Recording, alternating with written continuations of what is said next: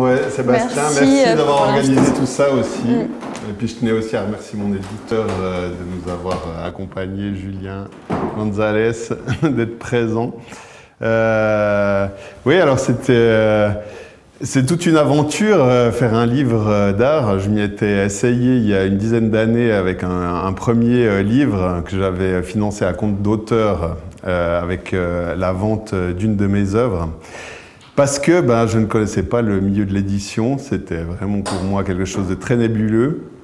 J'ai vite pu remarquer que c'était très compliqué à réaliser et qu'il n'y avait pas de réseau de distribution après.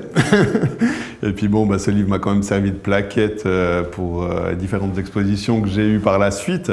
Mais voilà, les éditions du Griffon ont été repris par Julien justement durant ce laps de temps, enfin juste après que j'aille fait cette première monographie tout seul. Et puis je savais qu'il connaissait un petit peu mon travail, donc je suis allé le voir pour lui proposer ce projet, puis il a accepté cette proposition, puis on a pu commencer à travailler de concert sur ce catalogue. Voilà un peu comment est né le projet, 10 ans après. Donc on s'est arrêté en 2011 où j'avais sorti le catalogue à compte d'auteur, et puis jusqu'à maintenant, en 2021, il aurait dû sortir au fait au mois de novembre, mais bon voilà, c'était en pleine pandémie, fin de Covid, on n'a pas pu le sortir à ce moment-là, et puis on l'a sorti quelques mois après, quoi. Et puis, dans cette aventure, il a fallu qu'en plus de l'éditeur, que je trouve des gens pour écrire des textes. Et puis, juste avant, on s'était rencontrés pour cette discussion. J'ai eu l'occasion de lire son magnifique livre « Le chant du poulet sous vide » que j'ai adoré. Et puis, du coup, je lui ai proposé également de participer au projet. Et puis, elle a accepté mon invitation. Donc, c'était une joie. De pouvoir avoir une écrivaine qui écrive un texte, parce que voilà, souvent pour ce genre d'objet, c'est des historiens de l'art, et puis on n'a pas l'habitude d'avoir quelqu'un qui fait quelque part de la fiction pour écrire un texte. Puis là, c'était l'occasion pour toi de jouer un peu avec l'imaginaire de mes tableaux, puis d'inventer quelque chose qui soit de l'ordre de la fiction, justement, quoi. Et puis Et ça me faisait très peur aussi. Enfin, je trouvais que c'était une responsabilité assez grande, et c'est vrai que c'est quelque chose qui m'a à la fois étonnée, et en même temps, quand on s'était rencontrés à Perpignan, il y a aussi des correspondances, je pense, entre nos univers, et que finalement, c'était intéressant de réfléchir à l'objet du catalogue comme un objet contenant plein de fiction. Et donc ça a été un peu le principe du texte, c'était quelle est la légitimité d'un écrivain, d'une écrivaine à écrire un texte sur tes tableaux. Et en fait, je suis partie de chaque tableau comme générateur de fiction pour trouver une phrase par tableau qui ensuite fasse toute une fiction. Et en fait, c'est l'idée de réfléchir à qu'est-ce que c'est un catalogue.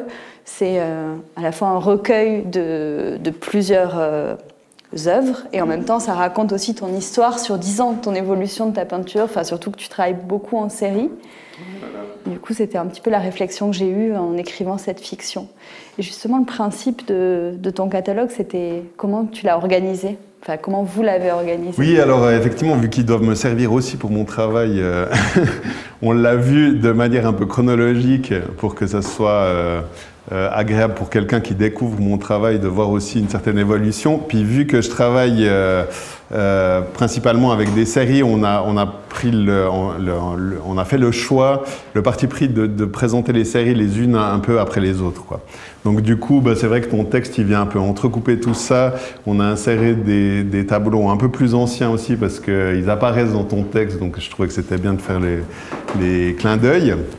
Et puis voilà, donc c'est vraiment chronologique de 2011 jusqu'à 2021. Et puis la dernière série du catalogue, j'ai juste pas réussi à y glisser les 3 derniers tableaux de la série, mais ils seront pour le prochain. Pourquoi pas réussi? Parce que c'était on avait décidé de sortir le catalogue au mois de novembre, on voulait le sortir avant les fêtes de Noël. Et puis au fait, tout était déjà parti à l'impression pendant que j'étais en train de réaliser les 3 derniers tableaux de la série. Une fois, C'est peut-être ces 3 tableaux qui ne sont pas là, pas dans celui-ci, qui débuteront le prochain catalogue dans une dizaine d'années, ou peut-être avant, j'espère. On verra. Et en faisant ce catalogue, justement, est-ce que tu as regardé certaines de tes peintures différemment? Qu'est-ce que ça a provoqué chez toi? Et est-ce que tu veux nous montrer justement ce que tu y vois? Comment tu présenterais ce livre? Les questions vaches, c'est pour... Ayant fait juste un texte, je peux poser... Quel est ton recul sur tes 10 ans de carrière? On a pris le parti pris aussi par exemple, pour les grands formats, parce qu'il est question de différents types de formats de peinture dans tout le catalogue, de les étendre sur 2 pages pour quand même avoir de grandes images, malgré le fait qu'il y ait le pli au milieu. Mais je trouvais que ça avait plus d'ampleur, surtout quand on a des tableaux qui sont à l'horizontale comme ça, d'occuper tout l'espace, quoi. Alors après, c'était surtout ça sur l'histoire des tailles par rapport aux différentes séries. Et puis, ouais, entrecouper avec ton texte au milieu, puis repartir sur les autres séries vers la fin.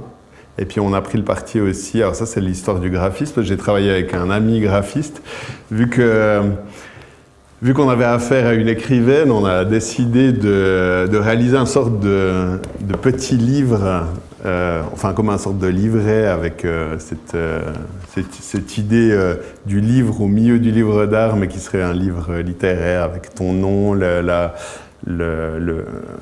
titre que tu as donné à ton texte. Et puis d'insérer les images à l'intérieur. Voilà. Oui, parce que j'ai pas été très sage, j'ai parlé de tableaux qui n'étaient pas dans le catalogue originellement. Donc, ouais, mais c'était très bien, ça m'a permis de pouvoir glisser aussi des catalogues enfin des tableaux un peu plus anciens de nous, quoi. Et c'était intéressant de voir que pour créer cette fiction, justement, à partir de tous tes tableaux, j'avais besoin aussi de passer par ceux que tu avais fait avant, pour que ça fonctionne comme un tout. Ouais. Donc c'était voilà. Ouais, alors apparemment dans nos échanges téléphoniques, au moment où tu écrivais le texte, ça a dû bien chauffer parce que oui. C'était compliqué à mettre en place, quoi. Ouais. Et donc tu travailles beaucoup en série. Ouais. Donc on s'était rencontrés pour la série Nature morte acrobatique que tu exposais dans la galerie du Filaf. Et est-ce que tu veux nous parler de tes différentes séries justement que tu montres dans ce catalogue? Alors peut-être avant de parler des séries, peut-être revenir un petit peu sur en quelques mots, sur mon parcours d'artiste. Parce que moi je suis né dans une famille d'artistes. Et puis, mon frère et moi, on a été confrontés dès notre plus jeune âge à la peinture, surtout la peinture, parce que mes parents nous amenaient voir des expositions de peinture. On avait beaucoup de livres de peinture chez nous, de reproduction. Mon père était un admirateur de James Ensor, entre autres, de Goya, d'Autodix, donc de plein de personnages un peu fantomatiques et burlesques qui gravitent dans cette... il s'en inspire d'ailleurs beaucoup. Et puis ma mère, au contraire, sans faire de clichés, elle est très attirée par des artistes comme Kandinsky ou Gaston Chessac, enfin beaucoup plus de couleurs.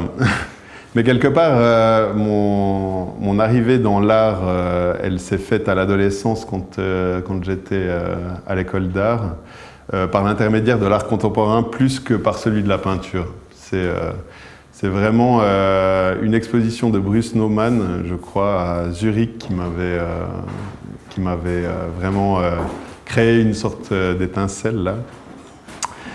Bruce Nauman, c'est un artiste américain qui fait beaucoup de vidéos, d'installations, et puis qui a un travail assez conceptuel, assez difficile à comprendre pour un étudiant de mon âge, mais une force incroyable qui se dégage de ce travail. Et puis quelque part, mon entrée dans l'art, et puis mon envie de faire de l'art, elle vient de ces mouvements d'art contemporain, un peu comme la Young British en Angleterre avec Sarah Lucas, Damien Hirst et les autres, et puis aussi Mike Kelley aux États-Unis ou Paul McCarthy aussi.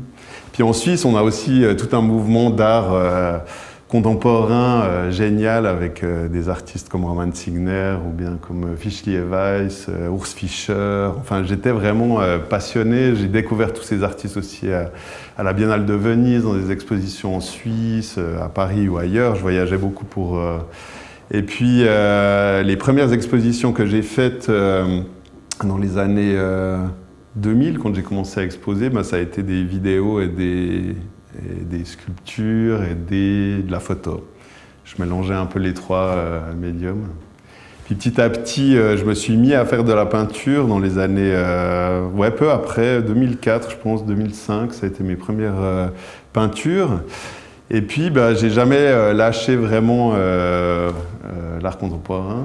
Donc ça fait vraiment partie un peu du processus de création, enfin de mon processus de création, avant d'arriver à la peinture même. Et puis c'est, je passe par l'installation, par la recherche d'objets aussi, que ce soit en supermarché, que ce soit des objets du quotidien, dans les brocantes et tout ça. Enfin, j'accumule et puis après je construis.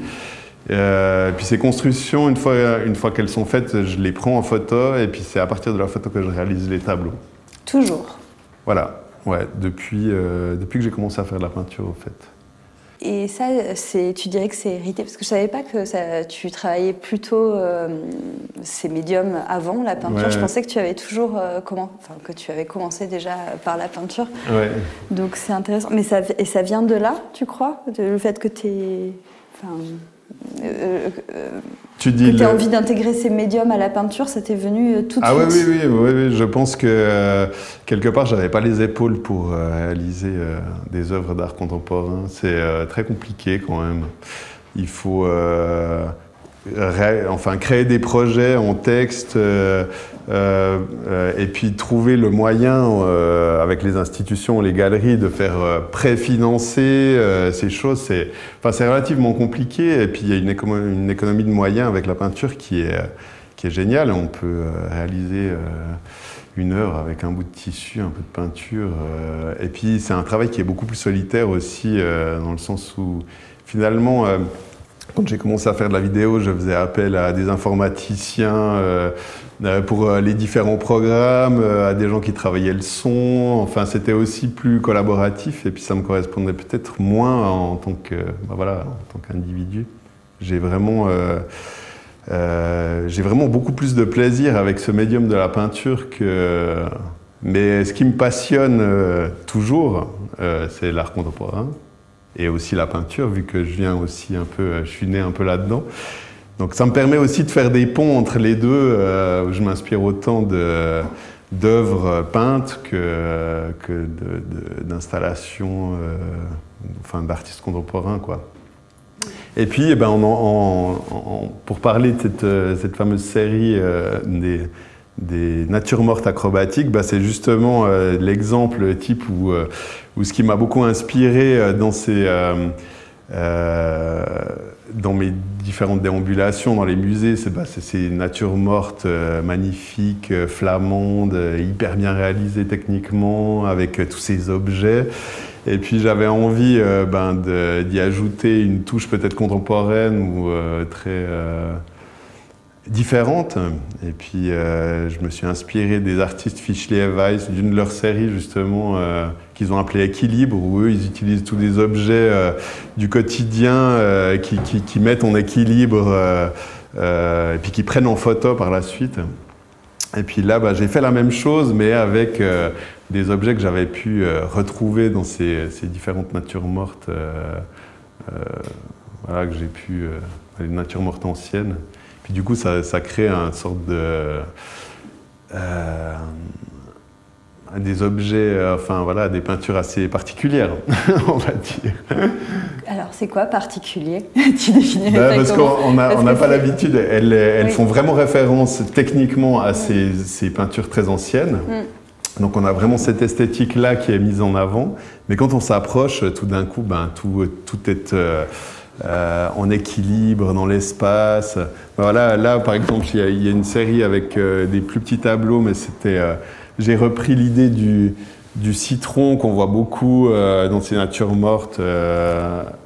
Et puis, voilà, vu que je crée les installations, là, puis que je les photographie, le citron, j'ai découpé. Après, je l'ai attaché à un fil. J'ai un faux plafond en bois où je visse voilà, mes petites vis pour pouvoir accrocher les fils.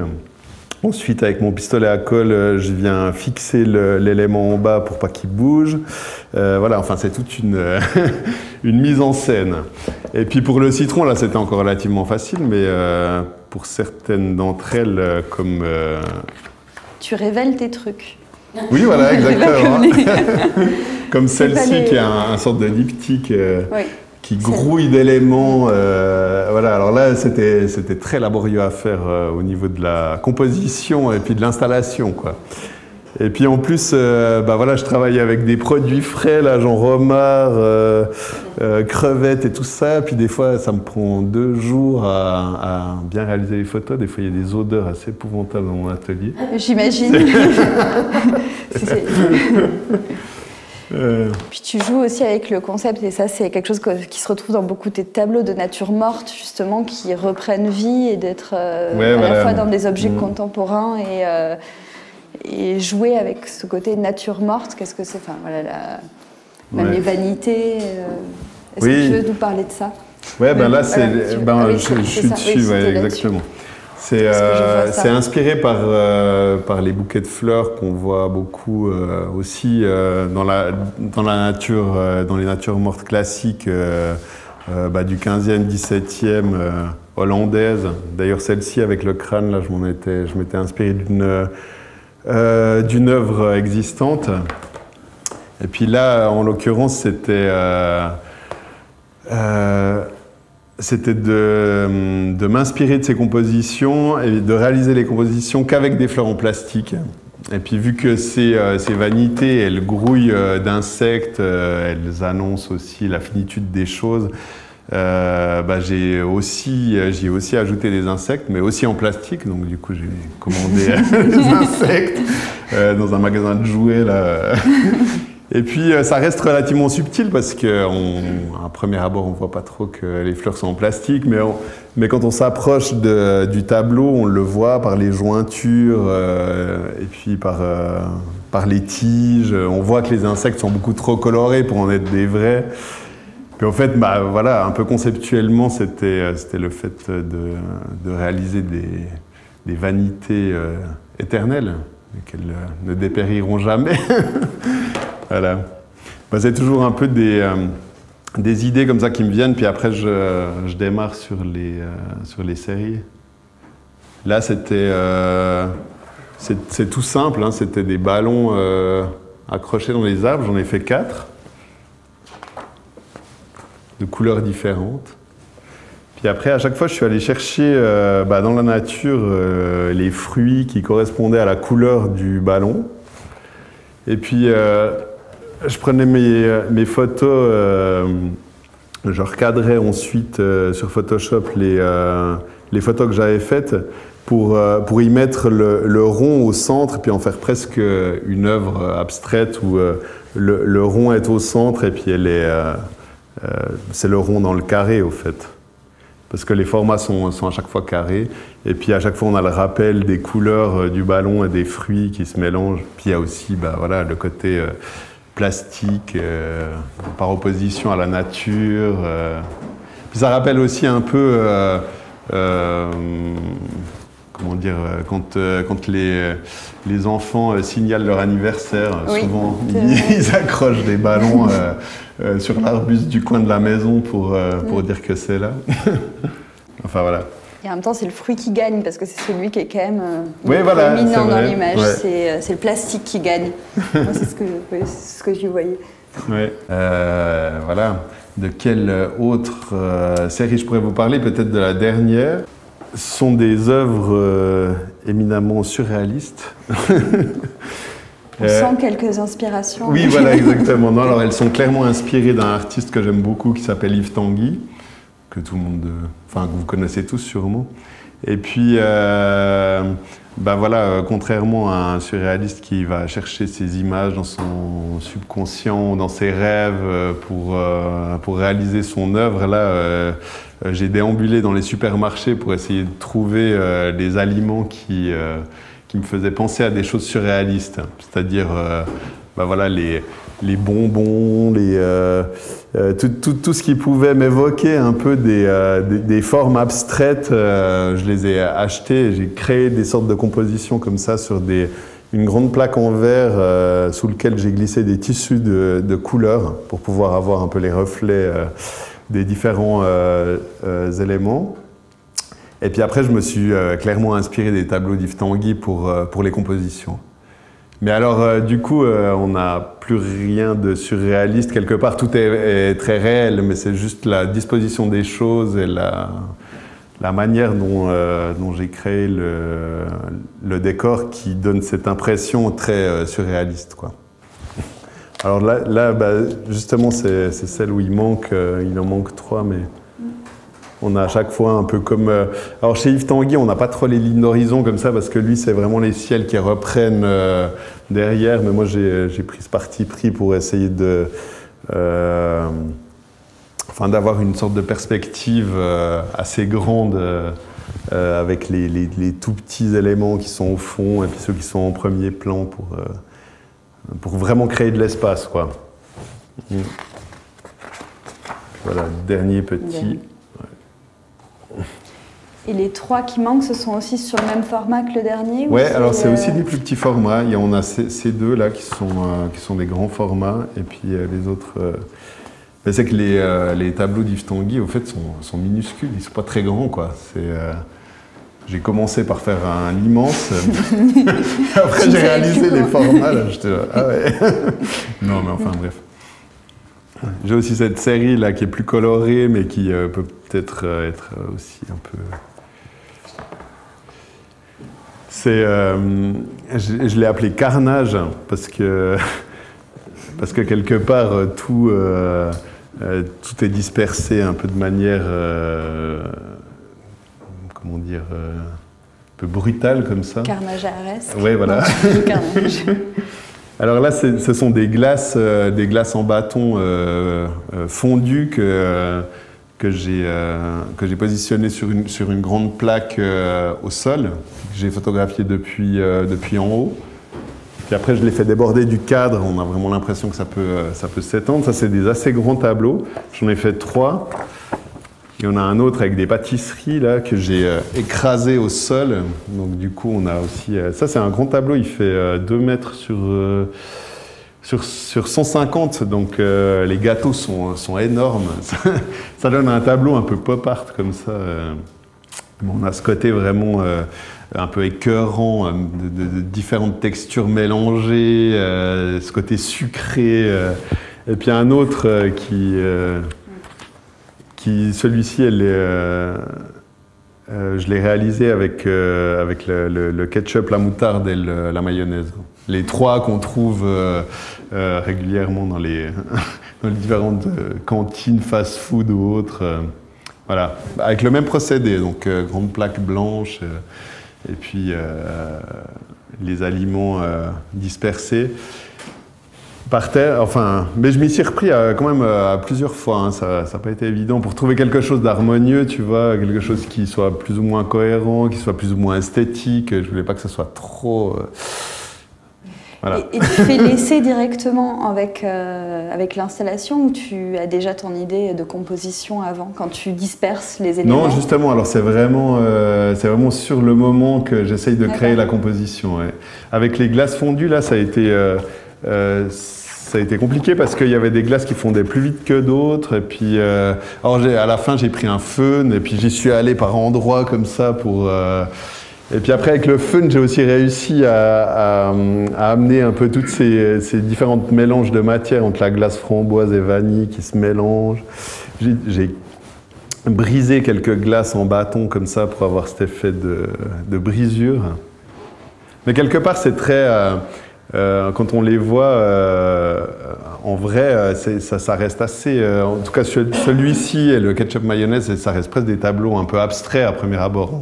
On n'arrive pas très bien à comprendre de quoi il s'agit avant de s'approcher et de réaliser que... Comme dans beaucoup de tableaux d'ailleurs, ouais, même aussi, ouais. où un élément reste souvent mystérieux, ou en tout cas moi j'avais du mal à comprendre, enfin je comprenais à la fois l'idée que tu voulais donner, et en même temps il y a des choses, par exemple, rien que dans le 3e, c'est vrai que le ketchup, mais c'est aussi quelque chose, un artefact de film d'horreur, oui, oui. est utilisé comme du sang, et c'est vrai qu'il y a des on a l'impression de voir du sang quand on regarde ton tableau. Ouais, en plus avec les petits reflets de lumière dessus qui donnent cet aspect de brillance un peu. Tu travailles aussi là-dessus, je pense, parce que, comment tu sais, justement, tu nous dis que c'est assez laborieux pour trouver la bonne composition. Est-ce que tu le sais à l'œil ou est-ce que tu le sais en prenant la photo, que c'est la toile que tu vas finalement peindre? Ouais, c'est une bonne question, je sais pas. Ça dépend des fois, je pense. Il faut que il faut qu'à l'œil, déjà, il apparaisse quelque chose. Mais après, c'est vrai que quand je prends les clichés, pour faire des tableaux comme ça, je prends au moins 200 clichés.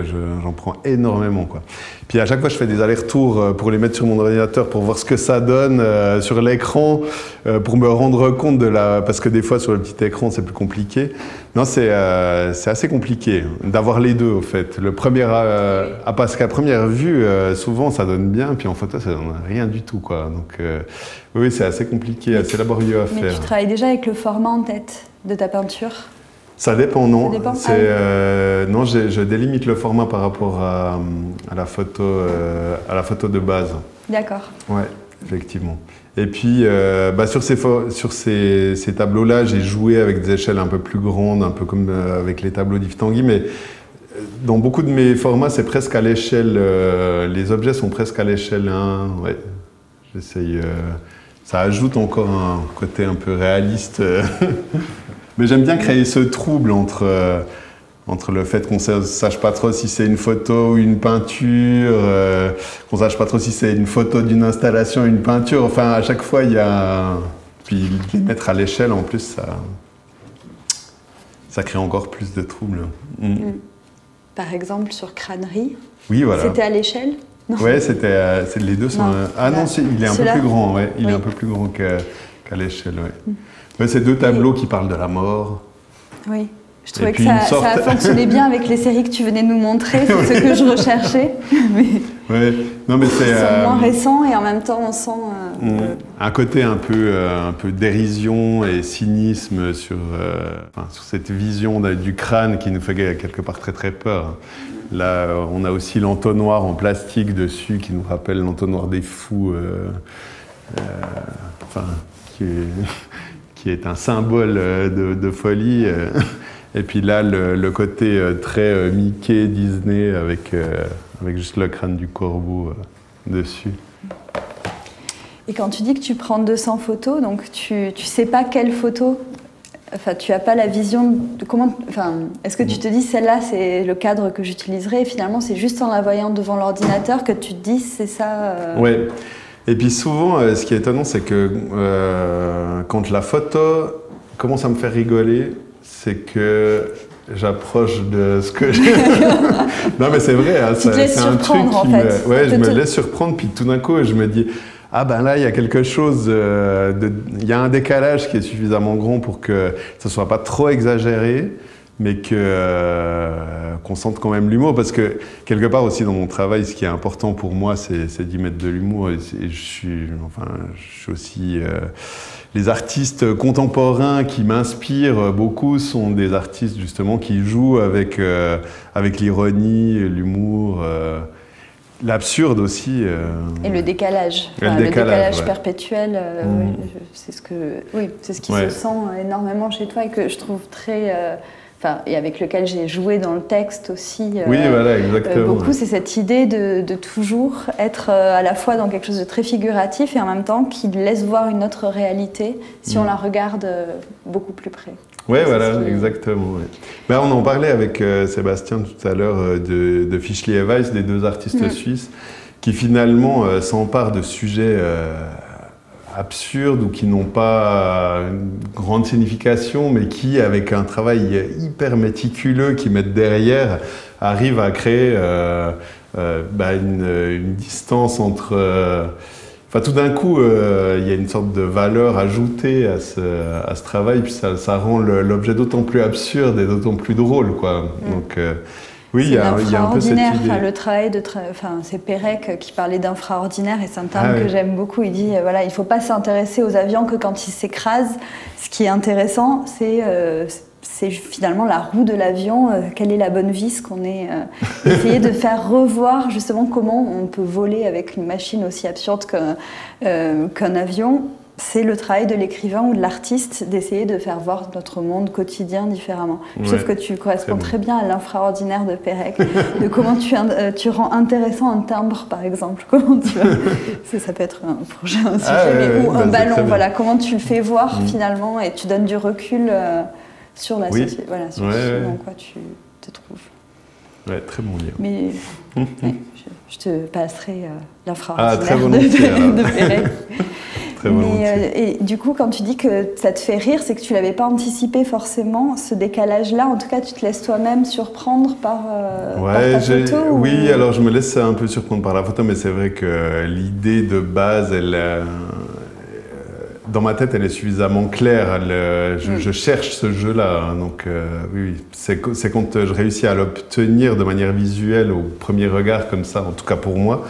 Et puis que je sens qu'elle fonctionne, que je suis parti pour le tableau. Et c'est ça qui est un peu le gros du travail et de la réflexion, finalement, c'est toutes ces mises en scène, c'est toutes ces photos, c'est tout ce travail-là. Ensuite, la peinture, parce que je mets beaucoup de temps à réaliser mes œuvres peintes, plus que les installations, bien sûr. Mais c'est presque un travail très reposant par rapport à la première action qui est celle de réaliser les installations. Les idées aussi. Bien sûr. Après, c'est un travail d'atelier dans le calme, avec la radio pour accompagnement, on entend la musique. J'ai l'impression, en vous écoutant, que l'œuvre finie, finalement, c'est la photo.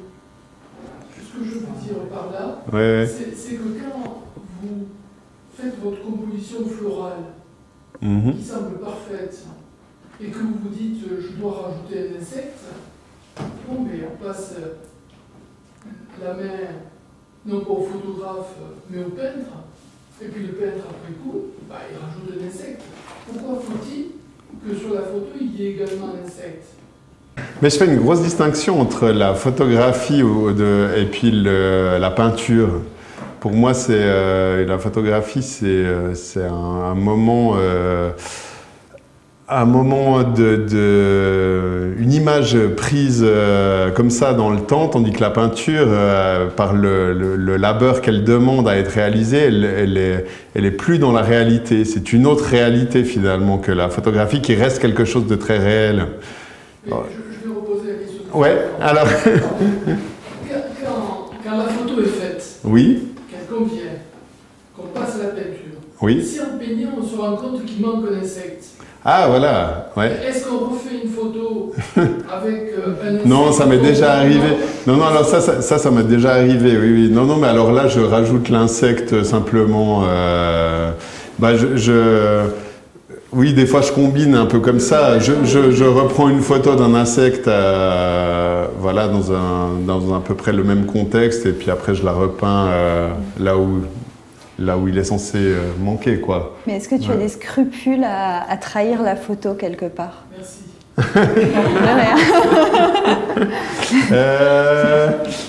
Oui, parce que pour moi, c'est vraiment un guide. C'est quelque chose sur lequel je m'appuie. Mais c'est aussi lié à ma technique qui est très rigoureuse et très précise. Et puis, je suis perturbé quand j'ai pas le support. Vraiment ce support-là, précis, très clean, pour travailler, quoi. Ça m'arrive de faire des erreurs dans les tableaux. Je me dis, ouh là, ouais, au niveau de la composition, c'est pas équilibré, ça va pas. Je rajoute, mais c'est vrai que ça me fait.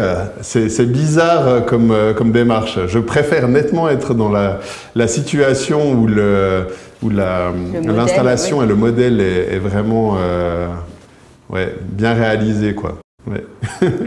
Voilà. Mais c'est vrai que ce rapport entre photo, peinture, vu que je fais de la peinture de manière très très figurative, voilà, c'est aussi un questionnement, c'est sûr. Et tu n'as jamais exposé tes photos, enfin depuis... Non. Tu les exposes pas, tes photos de travail? Non, ça me paraîtrait pas être quelque chose de judicieux. Ouais. C'est comme mes sculptures d'ailleurs. Bon, la plupart du temps, elles sont photographiées, elles ont une certaine esthétique quand j'ai choisi l'angle de vue laquelle j'ai envie de les montrer, mais tourner autour, elles sont souvent assez mal faites, avec le pistolet à colle, c'est souvent avec des aliments qu'on peut pas garder, ou avec des déchets qui n'ont aucune valeur en soi. En fait, je leur ajoute une sorte de valeur à tous ces objets grâce à la peinture, puis au travail très artisanal que j'y mets, et l'application et les heures qu'il y a derrière, quoi. Et puis quelque part, quand on voit la peinture, après, on a envie de s'approcher, on a envie de savoir comment c'est fait, on réalise que c'est peint. Il y a aussi toute ça donne une autre dimension à l'œuvre. Ouais, c'est sûr.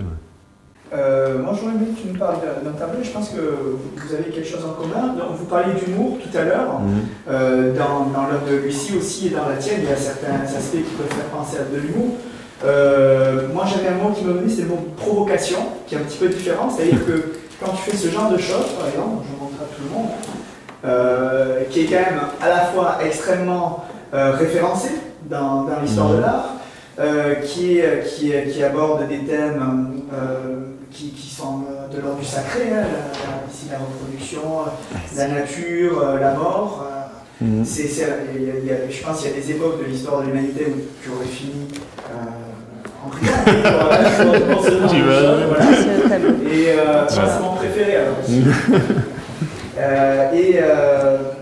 Donc je pense qu'il y a quelque chose de l'ordre de la provocation, mais la provocation à un niveau vraiment très fort, parce que le temps qu'il faut pour peindre ça, c'est ce que tu disais, en fait quand on voit la peinture par rapport à la photo, je pense que la différence entre les deux, c'est du temps.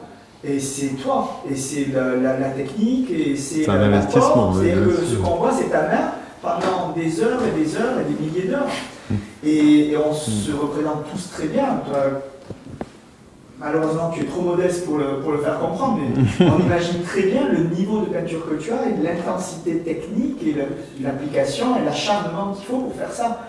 Tu parlais de Roman Signer, on a l'impression que c'est Roman Signer si ça avait été un bon peintre. Bon, merci. T'es trop gentil là. L'humour, ça m'intéresse. Et je disais, moi j'aurais des provocations parce que vous avez ça en commun. Le chant du poulet souris, il y a certains moments où. Oui, c'est vrai. D'ailleurs, il y a eu un bandeau dessus sur la version de poche qui faisait référence à l'aspect un peu qui pouvait souligner des aspects d'humour. Comment tous les deux vous vivez ce rapport à l'humour? Où est la limite? Ou est-ce que vous sentez des fois que vous allez trop loin? Est-ce que de provoquer le rire ou seulement le rire, c'est un piège? Est-ce que vous pouvez nous parler de ça? C'est vrai, mais il y a plein de sujets qui sont très difficiles à aborder. Le sujet de la politique, en l'occurrence, on peut très vite être donneur de leçons. La sexualité, c'est aussi un sujet, je trouve, en art qui est très, très difficile à aborder. Parce qu'on est très vite dans le mièvre ou dans le vulgaire. Et puis, l'humour, elle permet de désamorcer un peu la vulgarité, je trouve. Et puis, quelque part, c'était un peu dans cet état d'esprit que j'ai fait ces natures mortes. Mais la base, au fait, c'était le Rijksmuseum d'Amsterdam, où ils ont des très belles, des grandes natures mortes comme ça, foisonnantes, mais vraiment avec plein d'objets. Puis je me suis dit d'y glisser quelque chose d'un peu lubrique là-dedans. Tout d'un coup, c'était... on arrivait à y mettre juste l'humour qu'il fallait, sans vulgarité. Et puis c'est ce que j'ai cherché à faire en tout cas avec cette série-là. Ouais. Qui s'appelle donc Orgie. Orgie, voilà. Parce que j'appuie. Ouais, c'est vrai que des fois avec mes titres... Moi, je pense que je cherche le décalage et c'est là aussi où j'ai aimé écrire ce texte parce que c'est ce que je reconnais dans tes peintures et c'est ce qui me fait énormément rire et à la fois qui est assez terrifiant dans tes peintures. Enfin, je trouve que elles me mettent mal à l'aise, mais dans un sens que... en fait, c'est parce que je suis mal à l'aise que je ris aussi, quelque part. Oui, c'est vrai. Et c'est ce décalage que je cherche, je pense, en littérature, c'est de donner à voir l'infraordinaire, quelque chose qu'on vit tous, une expérience commune, mais le décaler légèrement pour le rendre soit extrêmement morbide, soit extrêmement drôle par la littérature et par un jeu littéraire, où finalement, voir l'écart qu'on a entre les mots. Et ça, c'est le cas dans mon premier roman, c'est le cas dans mon deuxième roman aussi. Et dans ce texte, je crois, c'est essayer de chercher... Bon, mon premier roman, du coup, c'est sur des poulets... morts, qu'on biographie, donc quelqu'un qui aime ses poulets et qui a en même temps envie de les tuer, et jouer avec le langage marketing, et c'est là aussi où on a quelques points en commun, notamment le langage de supermarché, les étiquettes qui nous disent de bons poulets bien élevés, etc. et en fait, qu'est-ce qu'il y a derrière ces mots? Et pour aller creuser finalement ce qu'il y a derrière l'évidence des mots qu'on dit tous les jours, je trouve que l'humour est quand même une arme redoutable parce qu'elle permet de décaler. Et l'ironie, c'est spécifiquement ça, c'est de décaler finalement le langage pour qu'on ne le reconnaisse plus. Et finalement, oui, c'est masquer le langage, en quelque sorte, qui m'intéresse. Je crois dans la littérature. Sinon, je fais des films. Et les films, c'est moins... Enfin, voilà. Non, mais c'est comme la photo. J'aime bien faire des films, mais c'est quelque chose qui est plus évident, qui demande moins de travail et moins de décalage. Après, je pense que, voilà, moi, et je crois que c'est beaucoup dans tes tableaux aussi, moi, j'écris quand même que sur la mort. Donc, c'est un humour très noir. Et oui, en effet, dans la version de poche, et pour vendre mieux le livre, tout le monde dit c'est très, très drôle, mais je ne sais pas si c'est très... Enfin, oui, voilà, il y a marqué que c'est des voilà, donc les gens le lisent et se disent « Ah, bah, à la plage, je vais beaucoup rire », et en fait, c'est quand même quelqu'un qui tue des poulets pendant 300 pages. Bon, et on peut... Et comme l'a dit quelqu'un que j'aime beaucoup, c'est la mort à chaque page, ton livre. Et c'est un peu... Voilà, c'est ça. Et donc, exactement. Bah oui, on se rejoint là-dessus. Puis ton texte, d'ailleurs, du catalogue, là, il finit très, très bien parce que il finit presque dans une image très poétique et il y a juste cette dernière phrase qui ajoute quelque chose d'un peu désopilant, absurde et mortifère. Enfin, oui, mortifère aussi. Non, c'est magnifique. C'est une autre question aussi, Lucie, tu as la gentillesse de nous lire quelques lignes du texte. Oui, alors volontiers. Tu veux le lire toi? Non, je préfère que ce soit pas. Je trouve que je ne lis pas bien, mais c'est... Ah, bon, si, bref, tu lis très bien. Ça s'appelle La nature mue. Un monolithe s'est écrasé sur le melon, l'a réduit en miettes tout juste au moment où il allait y planter son couteau. Ça a fait un grand splash. À moins qu'il n'y ait pas eu de son. La coupe de vin, elle, n'est pas brisée, alors il en boit une gorgée pour se donner une contenance. Il ne faudrait pas gâcher. Même si le repas est détruit et tout bon à jeter, il n'est pas sûr des émotions qu'il devrait ressentir devant la scène. C'est comme si tout était devenu plus pur avec ce monolithe tombé dans ne sait où,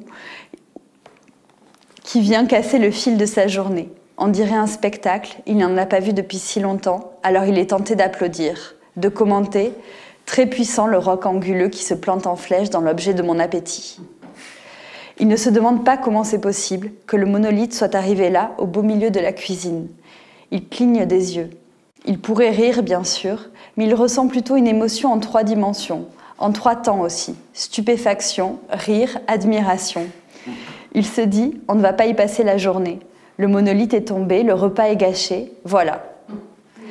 Il s'éloigne pour reprendre le fil. Il avait à faire aujourd'hui, mais quoi? Sa to-do list épinglée sur le frigo l'informe des tâches à accomplir. Travailler, faire les courses, racheter des chewing-gums. Quel plaisir quand il rampe sur son palais, du Nutella et de quoi faire des hamburgers. Les enfants adorent les hamburgers, ça développe leur musculature. Alors il va se laver les mains dans le bac à vaisselle avant de repasser à l'attaque, bien frotter et se mettre de l'eau sur le visage. Une ombre le sort de son geste, une ombre furtive qui l'amène à se retourner. Derrière lui, la nature morte qui composait son repas, viande et poissons, légumes et fruits ensemble dans le même balai, s'est détachée du monolithe et a pris vie. Elle s'apprête à le larguer. Du mouvement commence à s'échapper. Un mouvement qui le saisit à la gorge et l'empêche de penser. Les matières sont en suspens, avec entrailles dehors, ustensiles de cuisine, modernité éventrée et le plastique rutilant comme un nouveau diamant qui l'éblouit, l'obligeant à se déplacer, à regarder ailleurs. Magnifique. Voilà. Merci. Bravo. Merci. Merci. Donc voilà, le principe du texte, normalement, c'est que chaque phrase évoque un tableau, même si j'ai essayé de les lier par ce monolithe qui fait aussi... Alors, on a les tableaux qui parlent des monolithes, là, c'est ces 3 tableaux dont elle s'est inspirée pour son texte, où j'ai réalisé des formes abstraites qui s'écrasent lourdement sur des natures mortes plus anciennes. C'est un peu le poids de l'abstraction sur la figuration. Ça, cette idée me parlait beaucoup. Oui, exactement. Alors voilà. Oui. Mais et il y a un autre texte aussi qui ouvre, le catalogue. Qui a été écrit par Numa Ambersin, qui est historien de l'art, qui est maintenant directeur du MoCo à Montpellier, qui n'a pas pu être présent ici ce soir parce qu'il a la Biennale de Venise, je crois, c'est l'ouverture, malheureusement. Mais il a écrit un très très beau texte qui commence un peu comme une aventure à la Sherlock Holmes, comme ça, et que je vous invite à lire, qui est vraiment fabuleux aussi. J'ai eu beaucoup de chance d'avoir ces 2 très beaux textes pour mon catalogue. C'est nous qui avons la chance d'avoir... Tu es inspirant, c'est pour ça ce catalogue était inspirant. Eh bien, merci, Lucie. Et sur ça, juste pour... Je peux poser une dernière question ? Sur le travail pour le catalogue, comment vous avez dialogué justement tous entre le graphisme, la conception du catalogue et toi ? Il y a eu, Alors, ça a été d'abord une recherche de fond. Qu'on a mis en place avec l'association des éditions du Griffon. Et puis, dans un premier temps, il fallait trouver un peu les fonds. On a fait appel à mes 2 galeristes aussi, avec lesquels je travaille, pour qu'ils achètent des catalogues au prix fort pour nous aider à financer le catalogue. Il y a eu une vente d'œuvres aussi qui a aidé. Et puis après, les démarches avec le graphiste, je le connaissais au fait parce que j'enseigne dans un lycée artistique. Et puis c'est le graphiste qui donne les cours même jour que moi à l'académie, que je connais très bien et que j'apprécie beaucoup. Donc Julien et lui se sont rencontrés, Yann, et puis on a travaillé de concert tous les 3 pour le catalogue. Ça s'est très bien passé. Lui, il avait quelques idées graphiques, genre cette page de garde, au fait, qui est un papier peint qu'on retrouve dans l'un de mes tableaux. Ou bien, à la fin, pour le colophon, il y a des petites mains de Mickey qui font référence à une autre série de tableaux sur Walt Disney qu'il y a dans le livre. Mais c'est très bien comme il travaille, le graphiste, parce que ce graphiste-là, qui aime beaucoup le milieu de l'édition, qui travaille beaucoup dans ce milieu-là, c'est qu'il en fait pas beaucoup, il n'en fait pas des tonnes, il reste très très sobre dans son travail, et puis c'était aussi ce que je voulais, c'est de laisser un maximum de place aux images et puis aux textes, et puis que le graphisme soit très discret. Donc voilà, non, c'était... Et du coup, comment vous travaillez en tandem, entre un éditeur et un auteur ? Ça m'intéresse en tant qu'écrivain, voir si est-ce que il y a un travail aussi, une recherche ensemble, ou c'est plutôt toi qui fais un premier travail ça c'est une question à vous deux du coup, que tu présentes à ton éditeur ou alors pour ce catalogue-là, vu qu'il me sert aussi dans mon... il va me servir plus tard aussi dans mon métier avec mes galeries et tout ça. Et le fait qu'il soit chronologique, je sais pas, Julien, c'était assez simple quand même. Oui, voilà. C'était assez simple de se mettre. En plus qu'il était assez simple parce que sur l'iconographie, elle est complète sur ces 10 dernières années. Et ce qui est très dur dans un livre, dans une monographie, alors vous dites catalogue. Moi j'insiste beaucoup sur le fait que ce n'est pas un catalogue, c'est une monographie. D'accord. Je suis éditeur et non galeriste. Et donc je fais des livres et non des catalogues. Donc les éditions du Griffon font peu de livres, peu de monographies par chaque année, on en fait 1 ou 2 seulement. Donc cette année c'était dit. Voilà. L'année d'avant c'était Martial Reis, et l'année encore d'avant c'était Isidore Isou, d'ailleurs on a gagné le prix du Filard. Ah oui. Donc c'est des livres choisis, on choisit nos artistes. Donc il y a eu cette chance, il y a eu cette chance aussi. Ouais, c'était très chouette. En tout cas, ça s'est passé, ça s'est très bien passé. Oui, et puis après, ben voilà, il y a le choix du papier, il y a le choix de l'imprimeur aussi. Puis ça, c'est tous des réseaux que Julien a depuis des années avec les différentes personnes avec qui il travaille. Le lithographe aussi. Oui, bien sûr. Ouais. Mais bon, aujourd'hui, c'est assez facile d'éditer parce qu'on travaille en numérique.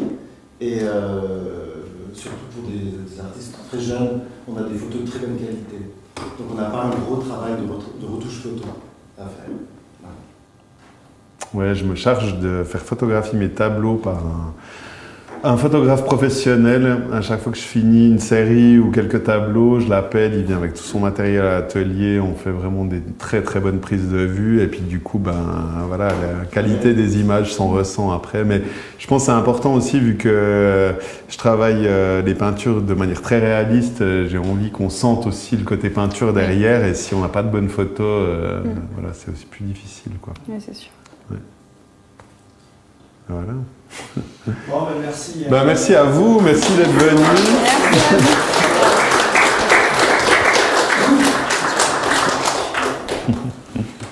Merci Lucie.